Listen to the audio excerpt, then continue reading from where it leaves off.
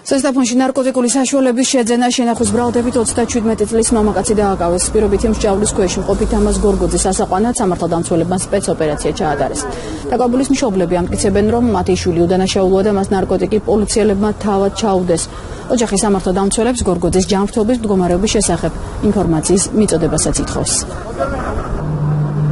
და პოლიციელები იქა 10 ყოფილან უწყალოდ, უზომოდ, უცემიათ არ დამღუპო ბიჭებო ეხვეწებოდა თუნე ამათთან შეხვეწა რა ვაგავდა ამათთან რა ჩაუდიათ ტუფში ისი წამალი არიან მოწმეები დაკავების მომენტში სადაც არის კარგად დანახული როგორ ცემდნენ როგორ არის ჩადებული და ვითხოვ ამ წუთში რომ მანახონ ჩემი მეუღლე რა მდგომარეობაში ამიტომ რომ აქ მოიყვანეს სასწრაფო დახმარების მანქანა არ მეუბნებიან რა მდგომარეობაში არის დევინახე ჩემი თვალით ეიყვანეს ამათმა გალახეს არაფრის გულიზა ჩოუგდეს გინდა თვა შენია წამალიო და არაფრის გულიზა დააპატიმრეს